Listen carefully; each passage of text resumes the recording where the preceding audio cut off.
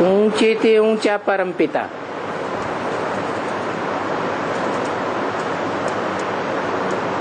परमपिता है तो किसका वो बाप है?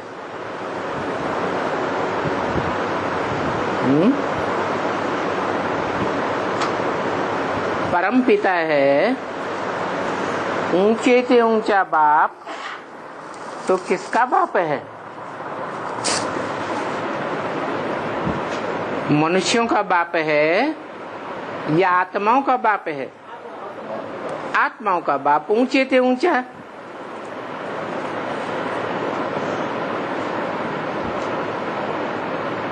सभी आत्माओं का बाप माना। कीड़े मकोड़े पशु पक्षी पतंगे सबका बाप है।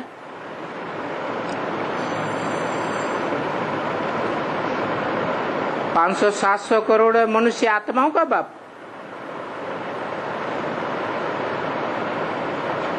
परंतु बाप तो कहते हैं, फादर है तो फादर जरूर मिलना चाहिए, और फादर सिर्फ कहे और कभी मिले ही नहीं, वो फादर कैसे हो सकता?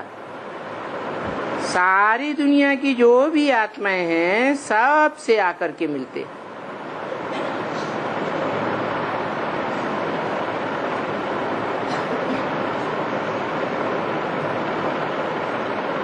और बाप उससे कहा जाता है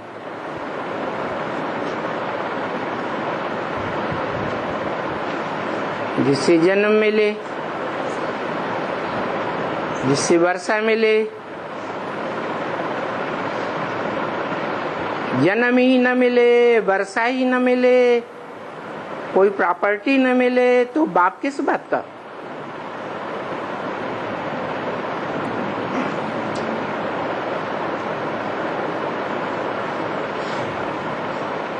तो आत्माओं का बाप है।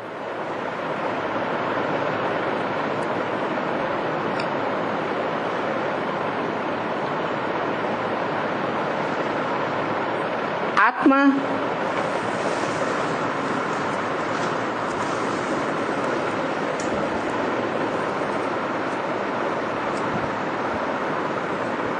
संपूर्ण स्टेज को आत्मा कहें या आधा देह बांध रहे, आधी आत्मिक स्थिति रहे, तो आत्मा कहें है।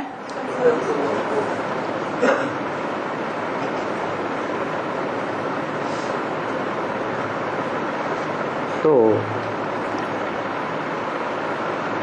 जो पशु पक्षी हैं उनमें तो आत्माभिमान की बात ही नहीं, क्योंकि उनको तो आत्मा का परिचय भी नहीं मिल सकता। मनुष्य आत्माओं को परिचय मिल सकता है, मिलता है, परंतु क्या वो आत्मिक स्थिति में टिकती हैं? सब टिकती है तो कितनी आत्माएं हैं जो आत्मिक स्थिति में टिक जाती है? 4.5 लाख हैं। तो वास्तव में जो 4.5 लाख आत्माएं हैं जो आत्मिक स्थिति में टिक जाती हैं, देह भान नहीं रहता, उन्हीं का बाप हुआ ना।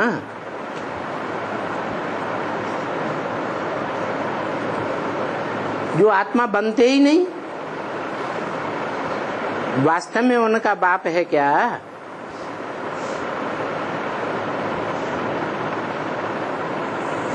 है? जब आत्मा अविनाशी गाई जाती है या विनाशी गाई जाती है, तो अविनाशी किस आधार पर गाई जाती है? 84 जन्म का पूरा पार्ट बजाए तो अविनाशी आत्मा, और 84 जन्मों का पूरा पाठ न बजाए, 84 जन्मों में 5000 वर्ष में पूरे 84 जन्म ही न ले,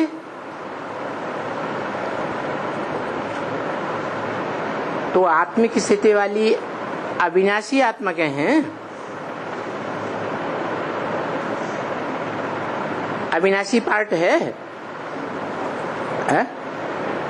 नहीं, पार्ट का ही विनाश हो गया।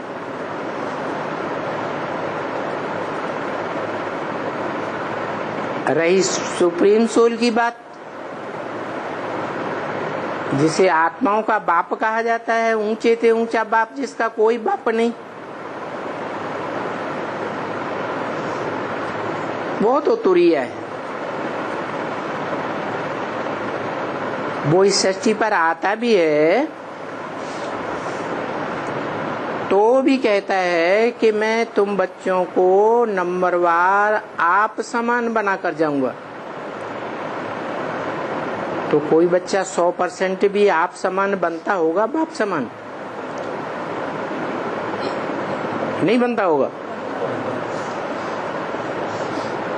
जो बच्चा बाप समान बनता है तो उसका पार्ट तो बता दिया।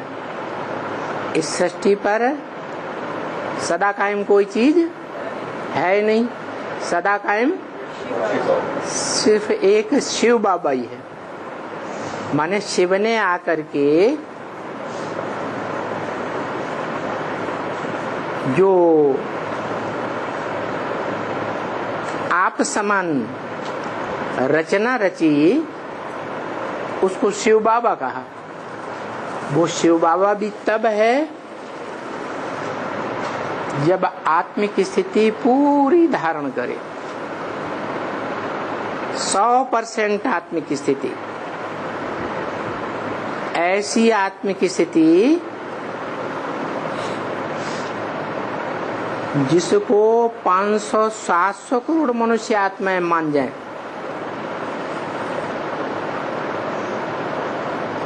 और 500-700 करोड़ मनुष्य आत्माएं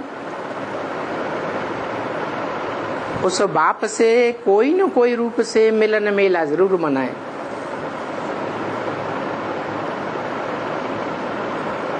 दृष्टि से, कानों से सुनकर, मुख से बात करके, या कोई भी इंद्रियों से कनेक्शन जोड़े। ये सभी इंद्रियों से कनेक्शन जोड़े जिसे सर्व संबंध कहा जाता है। परंतु वो मिलता जरूर है, और मिलता है तो आगे पीछे पहचानने वाले पहचानते भी हैं, परंतु संपूर्ण कोई नहीं पहचान पाता।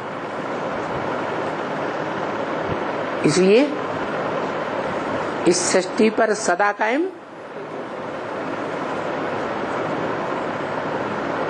एक ही है,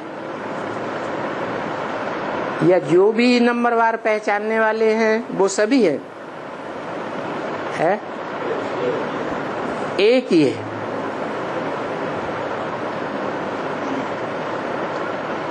जो एक है वो ही ऊंचे ते ऊंचे बाप का वारसदार, क्योंकि कोई भी प्रकार की परंपराएं जो चली हैं दुनिया में, खास करके भारत में, फिर आम दुनिया में, वो परमपिता के द्वारा ही चली है।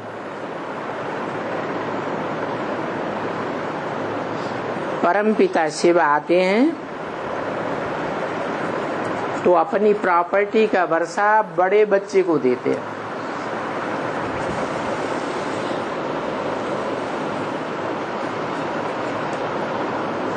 बड़ा बच्चा जो प्रॉपर्टी का हकदार बनता है वो क्या प्रॉपर्टी पाता है?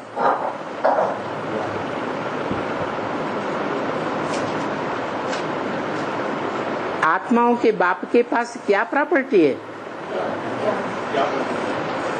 अखूट ज्ञान, ऐसा अखूट ज्ञान जिसमें से सारा का सारा निकाल दिया जाए तो भी संपूर्ण बचता है। ऐसा अखूट ज्ञान का भंडार पाने वाला बड़ा बच्चा वो ही अविनाशी आत्मा हुई, ऑल राउंड पार्टधारी, जिसका षष्ठी रूपी रंगमंच पर पार्ट कभी खत्म ही नहीं होता। इसलिए वो सारी मनुष्य सृष्टि का बीज गाया हुआ है और होता भी है प्रैक्टिकल में। उस बीज में सारा मनुष्य सृष्टि रूपी झाड़ समाया हुआ है।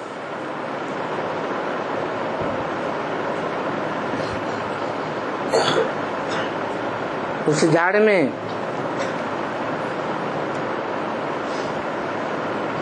कोई पहले पहले पत्ते, कोई बाद के पत्ते, कोई मध्य के पत्ते।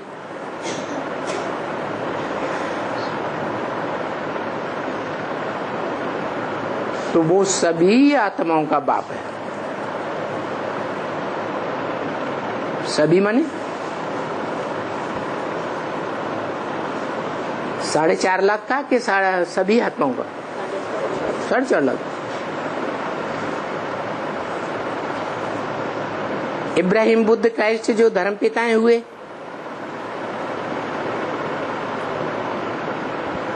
उन बापों का बाप कोई नहीं है? है?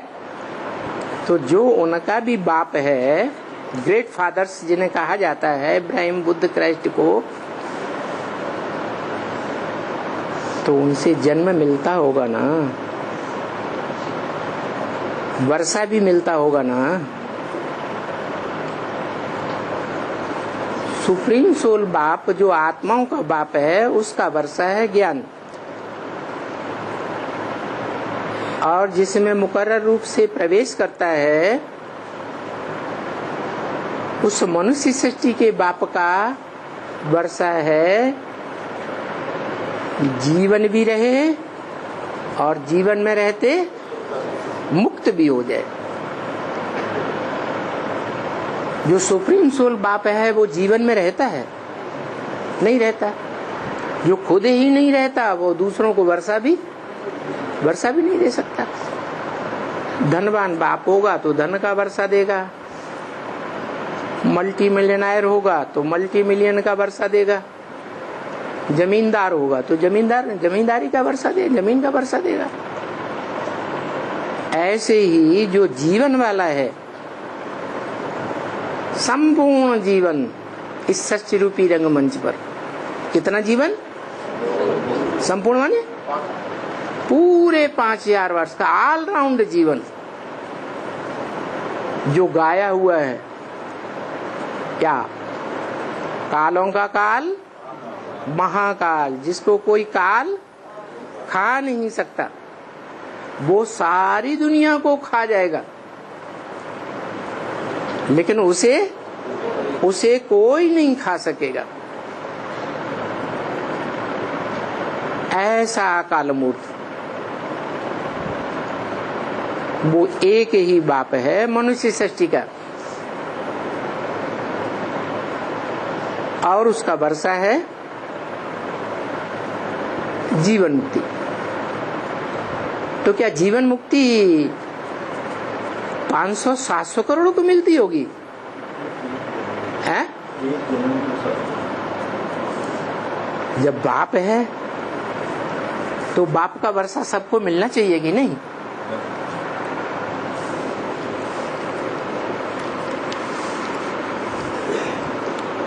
आज्ञाकारी, वफादार, फरमानबरदार, ईमानदार बच्चे होते हैं तो बाप की उन बच्चों के ऊपर ज्यादा लगन जाती है। ये हमारी प्रॉपर्टी को ज्यादा सुरक्षित करके रखेंगे, हमारा नाम बाला करेंगे। जो बच्चे निठल्ले होते हैं घर में बैठे रहते हैं। जैसे बहुत ढेर सारी आत्माएं हैं जो परमधाम में पड़ी रहती हैं, कलयुग के अंत तक पड़ी रहती हैं।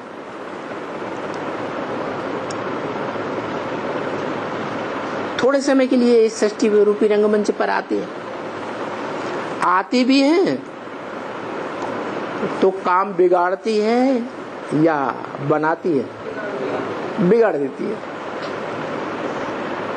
तो ऐसे बच्चों को औरों के मुकाबले जीवन मुक्ति का वर्षा ज्यादा मिलेगा या कम मिलेगा? कम ही मिलेगा। बाकी एक जन्म का वर्षा जीवन मुक्ति का मिलता सबको है,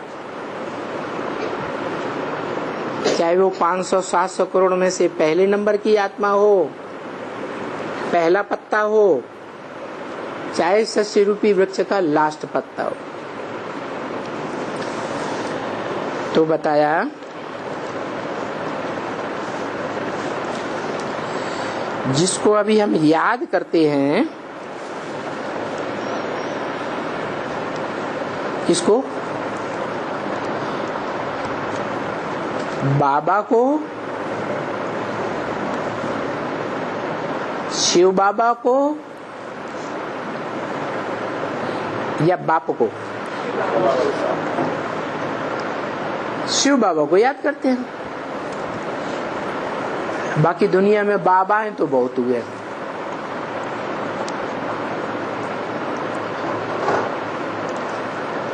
जिन्हें ग्रैंडफादर कहा जाता है। और ग्रैंडफादर का वर्षा सबको मिलता है, बच्चों को। बाप का वर्षा मिले या न मिले, लेकिन ग्रैंडफादर का वर्षा जरूर मिलता है। तो जिसे शिव बाबा कहा जाता है, वो शिव बाबा हमारे याद करने की चीज है।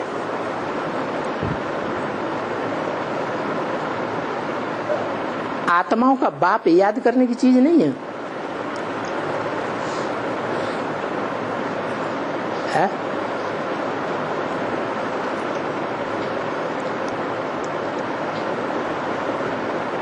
आत्मा है निराकार, तो आत्माओं का बाप भी निराकार। निराकार से क्या निराकारी वर्षा चाहिए? है? नहीं चाहिए। हम साकार हैं तो साकार को साकारी वर्षा चाहिए।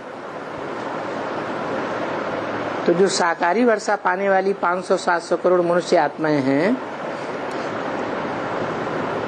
वो शिव बाबा से वर्षा पाती है। शिव का वर्षा है निराकारी। क्या चीज? ज्ञान। वो निराकारी वर्षा वो पाता है जिसकी यादगार सोमनाथ मंदिर में बनी हुई है।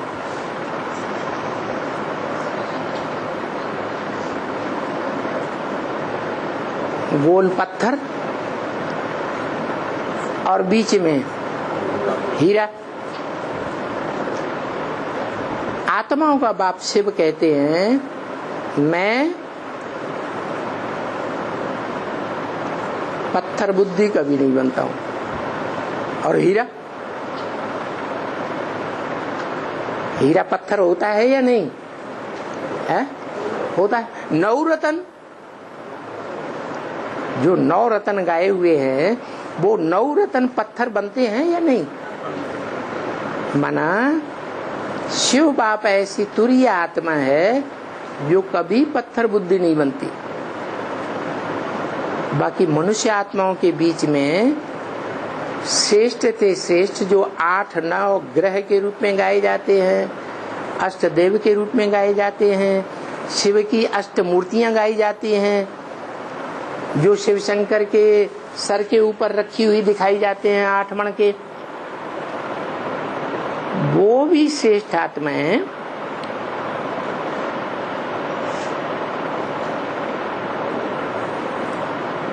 हर धर्म में मान्य है। और वो भी उसी एक को याद करती है। किसको? शिव बाबा को याद करती है। शिव बाबा से वर्षा पाती है। बड़े से बड़ा वर्षा जीवन मुक्ति का।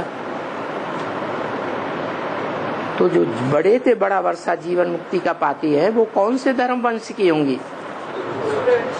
सूर्यवंशी होती है। जिन सूर्यवंशियों के लिए कहा है कि तुम्हारा धर्म बहुत सुख देने वाला है,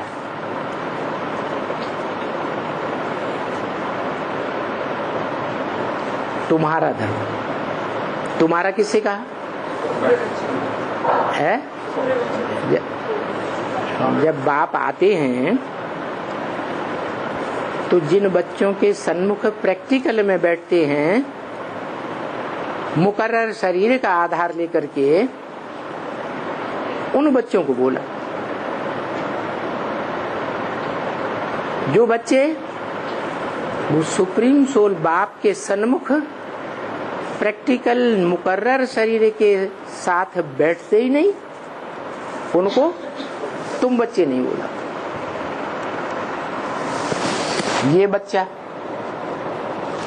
और इस बच्चे के फॉलोअर बच्चे, वो बच्चे और उनके फॉलोअर बच्चे, क्या अंतर हुआ? तुम बच्चे, ये बच्चा, वो बच्चे, क्या अंतर हुआ? हैं? तुम बच्चे माने ज्ञान सूर्य के डायरेक्ट बच्चे। ये जिसे बाजू में बैठा दिया वो ब्रह्मा बच्चा, उनके फॉलोअर से भी ये बाजू में, और वो दूसरे धर्म के बच्चे, इब्राहिम, बुद्ध, क्राइस्ट, गुरु नानक आदि के बच्चे। तो और धर्म की जो आत्माएं हैं, चाहे वो चंद्रवंशी हो, चाहे वो इस्लाम वंशी हो, बौद्ध वंशी हो, क्रिश्चियन वंशी हो, वो उतना सुख नहीं भोगती जितना जीवन में रहते जीवन मुक्ति का वर्षा तुम बच्चे भोगते।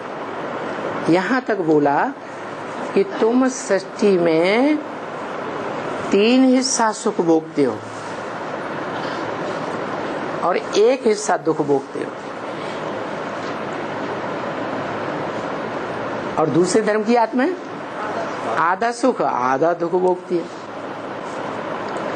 तुम बच्चों में कोई बच्चे ऐसे भी हैं जो 82-83 जन्म भी सुख में रहते हैं, दुखी अनुभव करने की बात ही नहीं उनके लिए। तो वो कौन बच्चे होंगे?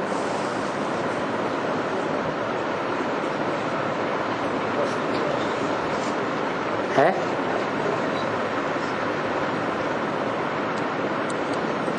मुसलमानों में भी गाए जाते हैं,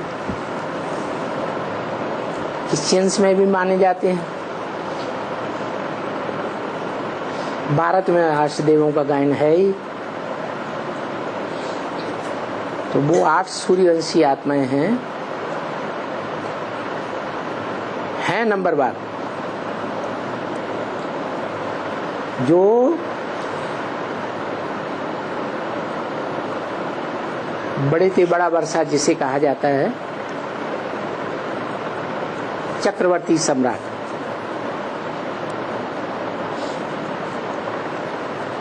दिग्पाल जिन्हें कहा जाता है। दिग माने दिशा, पाल माने पालने वाले।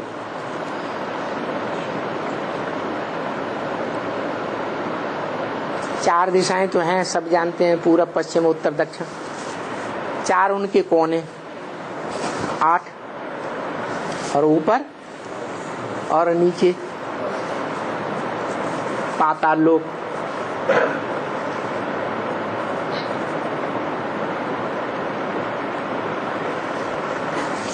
ऊपर वहां तो आत्माओं का लोक है, वहां कोई जीवन की बात नहीं। उस परम धाम में तो आत्माएं जड़वत रहती है। तो 9 दिग्पाल बचे, वो ही नवग्रह के रूप में गाए जाते हैं। अंगूठी पहनते हैं तो भी 8 के बीच में हीरा डाला जाता है। तो बताया सभी आत्माओं का जो बाप है, जो वो कहते हैं ना कि सभी भाई भाई हैं,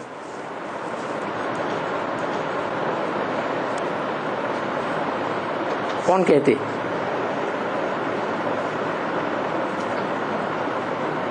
कहते हैं तो झूठ कहते या सही कहते है? अरे कभी तो भाई भाई रहे होंगे,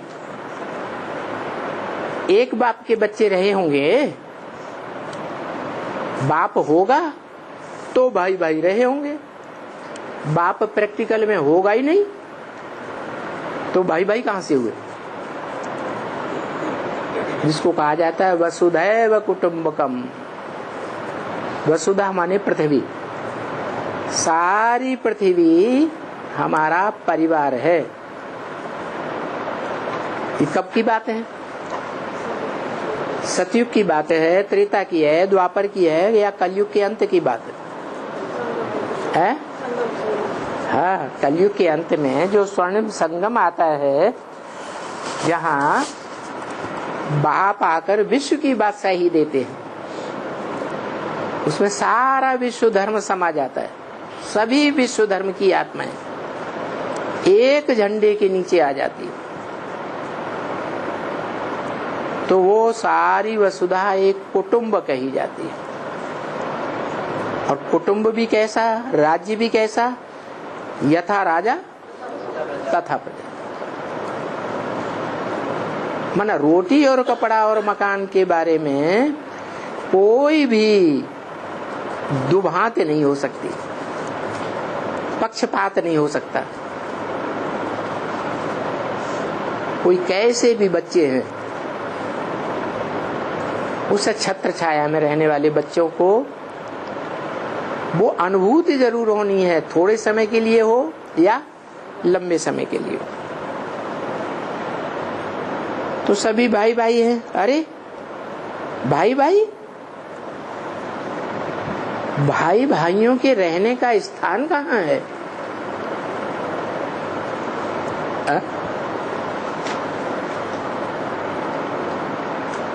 भाई भाई जो पैदा होते हैं, उनकी पैदाइश कहाँ से होती है? बाप से पैदाइश होती है। तो कहाँ रहने का मूल स्थान है उनका? है बाप का घर कौन सा? परमधाम।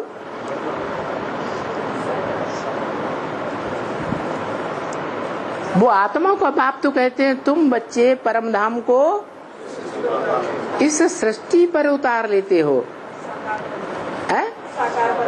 हाँ, तो इस सृष्टि पर वो परमधाम कि स्टेज में पहुंचने वाले बच्चे नंबरवार होंगे या सब एक साथ पहुंच जाएंगे? तो पहले नंबर में कौन होगा?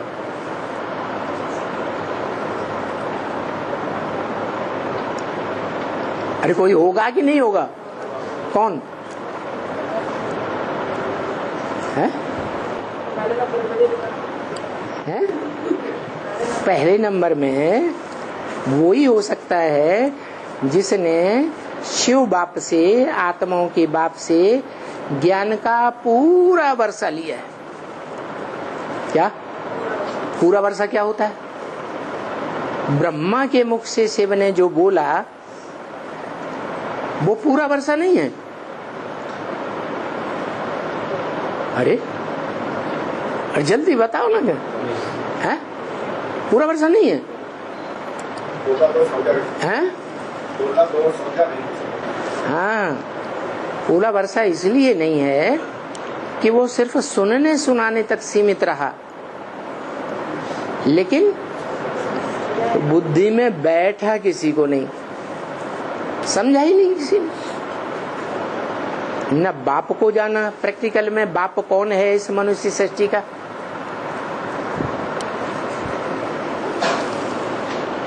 ब्रह्मा बाबा जब तक जीवित रहे 69 18 जनवरी तक, कोई ब्रह्मा कुमार कुमारी ने पहचाना कि इस मनुष्य सृष्टि का बाप कौन है?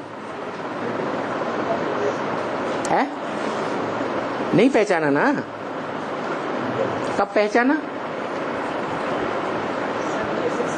मनुष्य सृष्टि के बाप के बारे में कब से पहचान होना शुरू हुई? जब बोला कि 76 है बाप का प्रत्यक्षता वर्ष। कौन से बाप का प्रत्यक्षता वर्ष? मनुष्य सृष्टि के बाप का प्रत्यक्षता वर्ष। क्योंकि पहले ही बता दिया था 10 साल पहले इस सृष्टि, वो लक्ष्मी नारायण का जन्म कब हुआ? आज से 10 वर्ष कम 5000 वर्ष हुआ। तो जो नारायण वाली आत्मा है वो 76 में प्रत्यक्षता रूपी जन्म लेती है। अब नारायण वाली आत्मा कौन? जो नर से डायरेक्ट नारायण बनती है। जो डायरेक्ट नारायण बनती है वो है बाप, जिसको बोला है राम बाप को कहा जाता है, कृष्ण बच्चे को कहा जाता है। तो जो बाप वाली आत्मा है उसके लिए कहा और पूछा भी बच्चों से, तुम्हारे रहने का स्थान कहाँ है?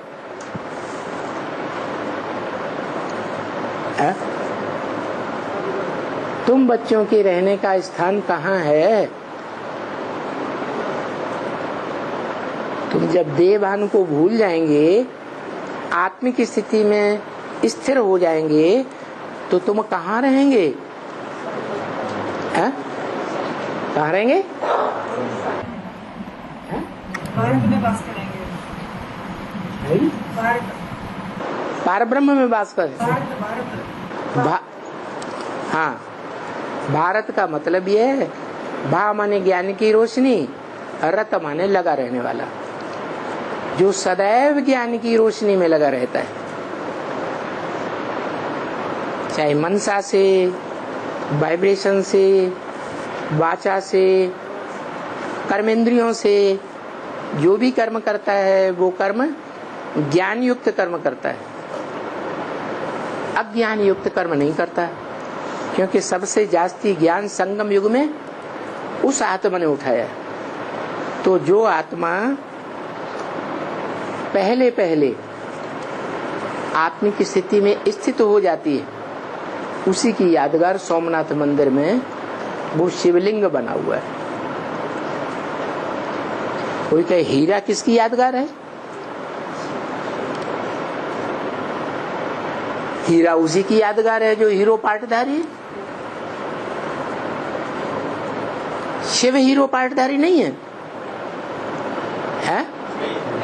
हीरो पाटधारी तो ऑलराउंड पार्ट बजाता है ना।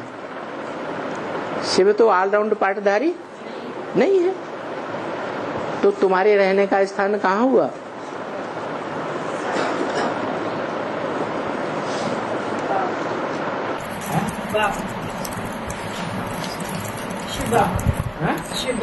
शिव बाबा तुम्हारे रहने का स्थान है। तो जो हमारे रहने का स्थान है वो ही कहता होगा मन मना भव, मेरे मन में समा जा, कि शिव बाप कहेगा मेरे मन में समा जा। शिव बाप क्यों नहीं कहेगा? शिव को तो मन है ही नहीं, वो तो सदा अमन है, अमन चैन में रहने वाला है, वो कभी बेचैन होता ही नहीं। जिसमें प्रवेश करता है उसको अपना मन भी है। तो वो कहता है क्या?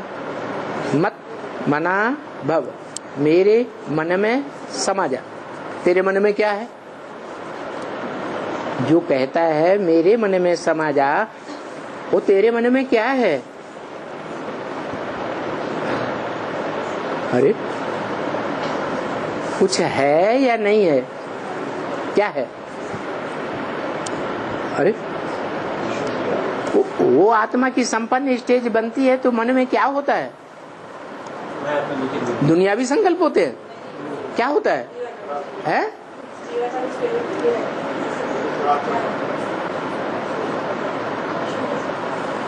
निराकारी बन जाता है ना, ज्योति बिंदु बन जाता है ना।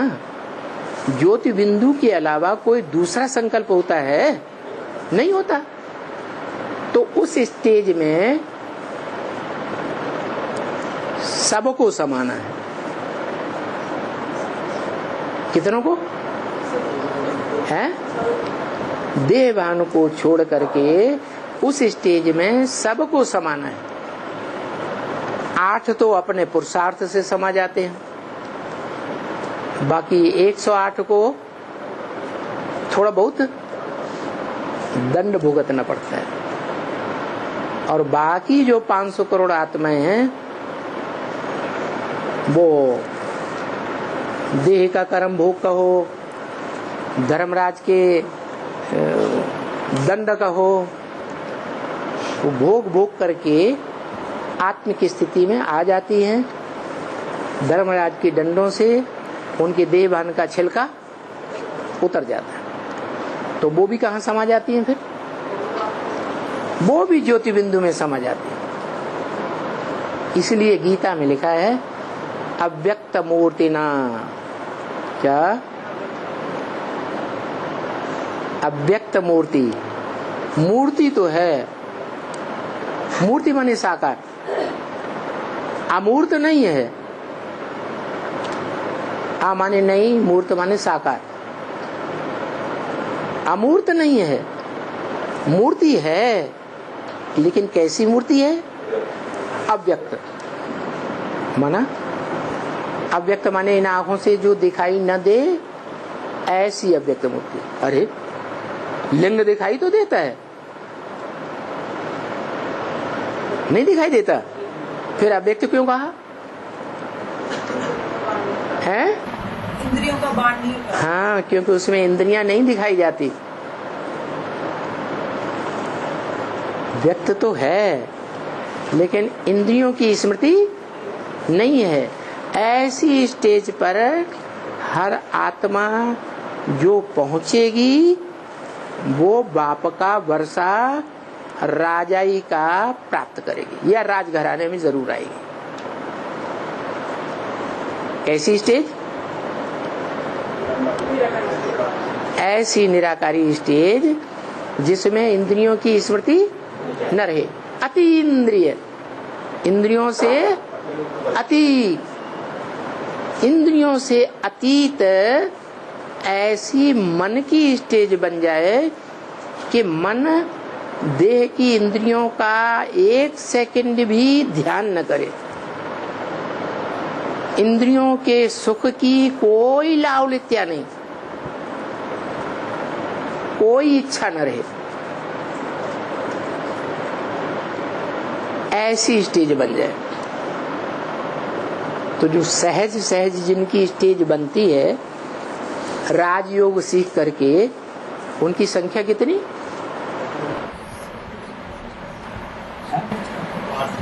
है?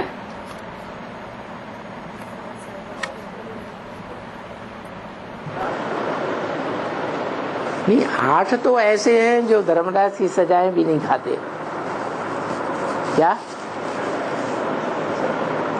लेकिन जो राजाई का वर्षा पाने वाली आत्माएं हैं, कंट्रोलिंग का वर्षा, उनकी ज्यादा से ज्यादा संख्या कितनी है? 108। अच्छा,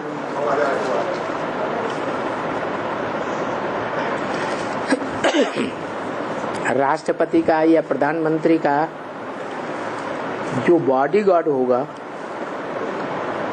उसकी सत्ता नहीं चलती है? उसका आर्डर प्रजा मानती है कि नहीं है? तो उसकी राजाई नहीं हुई। तो ऐसे ही उस परिवार में जो राजयोग सीखने वाले हैं पुनः राजयोग सीखने वालों की संख्या 16,108 है। वो परिवार कैसा परिवार है?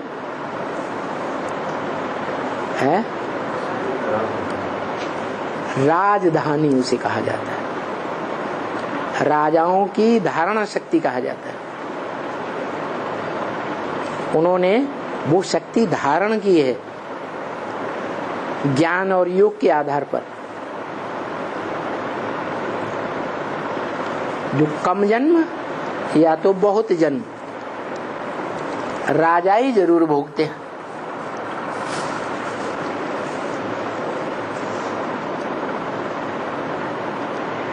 जैसे त्रेता के अंत में 3 कटी हुई गद्दियां दिखाई गई, तो वो स्वर्ग को नष्ट करने वाली गद्दियां हैं। उनके जो कंट्रोलर हैं वो स्वर्ग को नष्ट करने वाले साबित हुए या संवर्धन करने वाले साबित हुए? नष्ट करने वाले साबित हुए। इसका मतलब इससे पहले के जन्मों में, सतयुग त्रेता के जन्मों में वो दास दासी बनकर रहे। अंतिम जन्म में जाकर के उनको वो राजाई मिल जाती। क्या कारण? कोई कारण बना हुआ या बिना कारण के है? क्या? यही कारण बनता है कि वो आत्माएं सृष्टि के आदि में जब ब्रह्मा ने सृष्टि रची तो जो 4 मानस पुत्र पैदा किए, सनत, सनातन, सनंदन, सनत कुमार, उसमें से सनत कुमार जो है वो तो सबसे बड़ा देवी देवता सनातन धर्म का रक्षक साबित हुआ। बाकी 3 जो है वो आक्रामक साबित हुए। संगम युग में आदि के हिस्से को छोड़ करके, क्योंकि आदि में सहयोगी थे, बाकी आदि से लेकर के अंत तक सारे संगम में उन्होंने विरोध किया। इस्लामियों, क्रिश्चियंस, बौद्धियों की तरह सहयोग ठीक से किया ही नहीं। तो जब लगातार विरोध ही विरोध करेंगे सूर्यवंशियों का, तो उन्हें प्राप्ति कम होगी या ज्यादा होगी? कम प्राप्ति होती है। तो ऐसे ही ये 16,108 आत्माएं हैं जो अतीन्द्रिय सुख का अनुभव करती हैं। इंद्रियों के रस लेने से परे हो जाती हैं।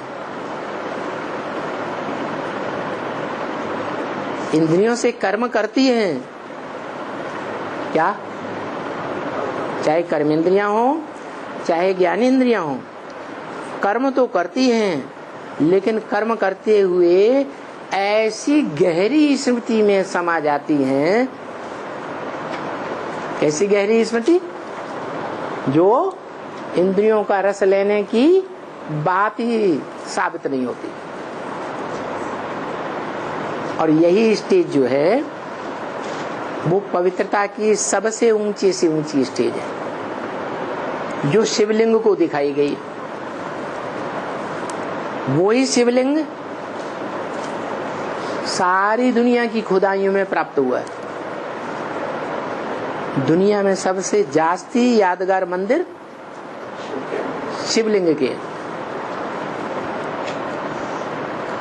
शंकर लिंग नहीं कहा जाता। क्यों? क्योंकि शंकर जो है वो याद का पुरुषार्थ कर रहा है। पुरुषार्थी है या संपूर्ण है? पुरुषार्थी है। इसलिए शंकर लिंग नहीं कहा जाता।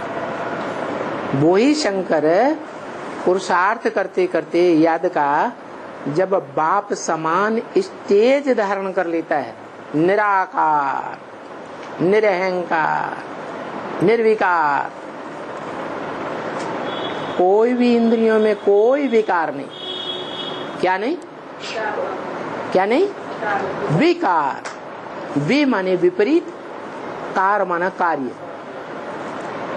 विपरीत कार्य नहीं, साबित ही नहीं होगा। विपरीत कार्य क्या होता है? सुख देना है, सुख लेना है,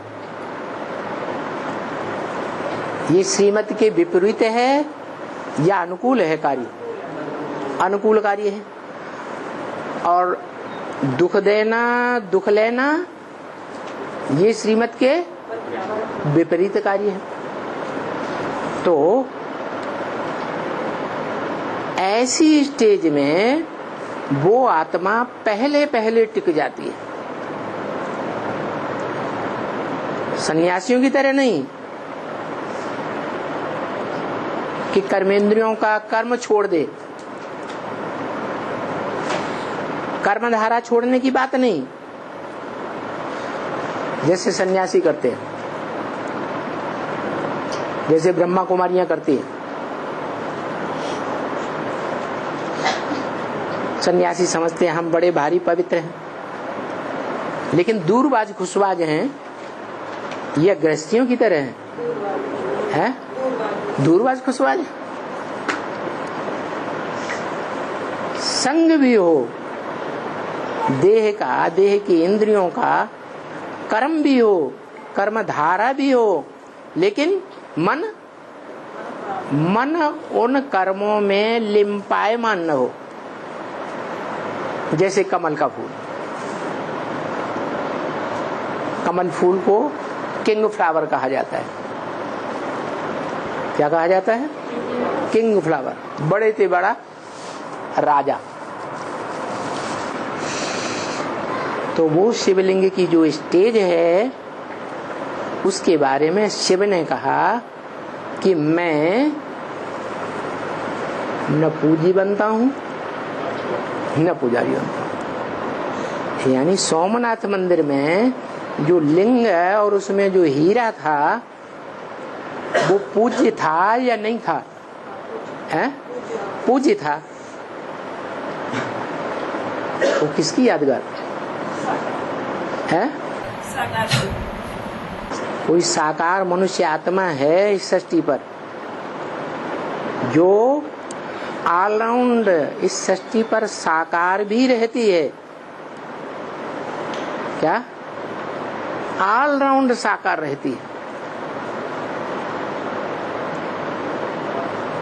और बाप समान निराकारी स्टेज भी धारण कर लेती है, लेकिन ऑलराउंड नहीं। ऑलराउंड करती है नहीं। तो बताया, बताओ तुम्हारे रहने का स्थान कहाँ है? शिव बाबा। शिव बाबा तो वो पूरा शरीर शिव बाबा का आ गया है? शिव बाबा के मन मना भव का मतलब जो मेरे मन में सो तुम्हारे मन में, माना मेरे मन में ज्योति बिंदु, तो 500-700 करोड़ के मन में क्या होगा? अंत में ज्योति बिंदु होगा। वो ज्योति बिंदु को 500-700 करोड़ याद कर सकेंगे? निराकार को याद कर सकेंगे? निराकार को याद करना कठिन होता है या सहज होता है? और साकार में निराकार को याद करना सहज होता है। तो सारा संसार महामृत्यु के समय उस साकार में निराकार को याद करेगा, साकार को पहचानेगा और पहचान करके उस निराकारी स्टेज में पहचान करके याद करेगा। तो जिसको याद करेंगे वैसे ही बन जाएंगे। इसलिए सन्यासियों ने मिसाल दिया। सन्यासियों में सबसे बड़े सन्यासी थे शंकराचार्य।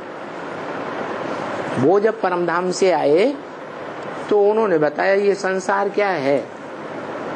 ये संसार में जो भी आत्माएं हैं वो सागर के बुलबुले हैं, बुदबुदे, कोई छोटे कोई बड़े।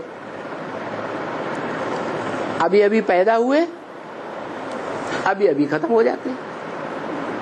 क्षणभंगुर है जीवन। तो सागर के बुलबुले कोई बड़े कोई छोटे।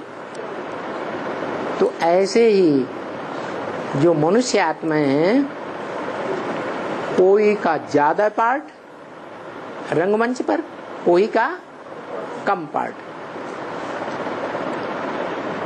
हैं सब बुलबुले। जो भी बुदबुदे हैं वो कहाँ समा जाएंगे? सागर में समा जाएंगे। तो सागर कौन हुआ है? सागर कौन हुआ और शिव कौन हुआ? सूर्य कौन हुआ? शिव हुआ सूर्य। और सागर हुआ जिसमें ज्ञान जल बहुत भरा हुआ हो, जिसकी थाह कोई आज तक दुनिया में वैज्ञानिक भी थाह नहीं ले सका, वो सागर है। पृथ्वी माता है, चौथाई हिस्सा पृथ्वी है और 3 हिस्सा सागर है। तो जो सागर 3 हिस्सा है, चौथाई हिस्सा पृथ्वी है,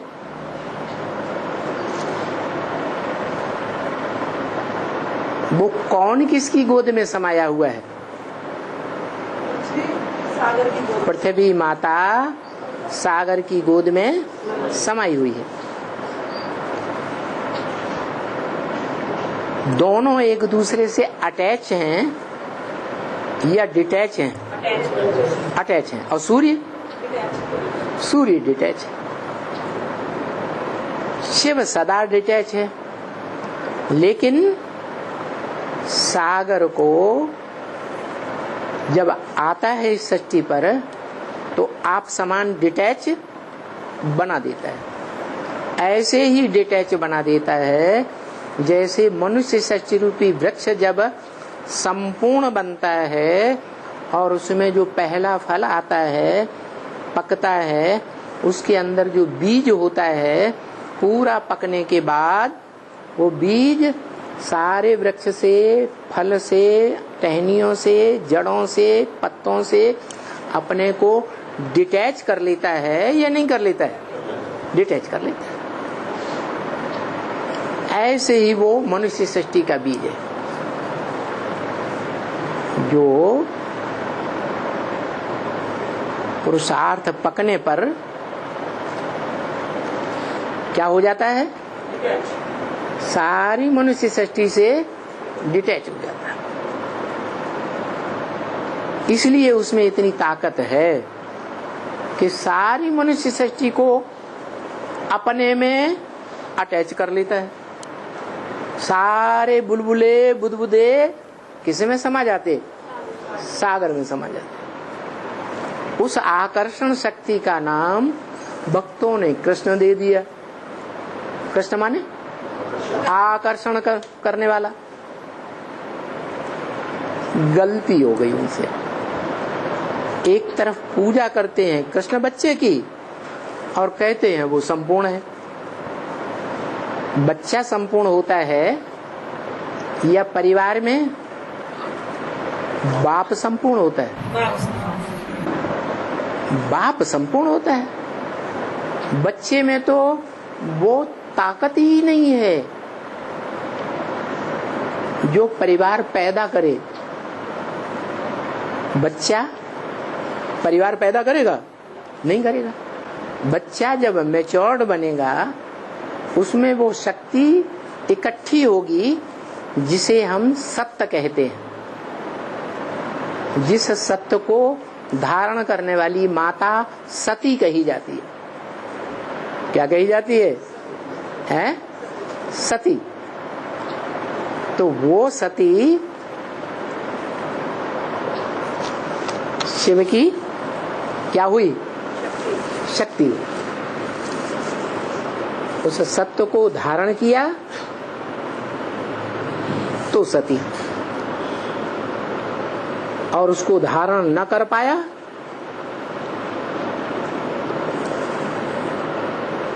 औरों के प्रति आकर्षित हो गई, तो सत्य खत्म हो गया।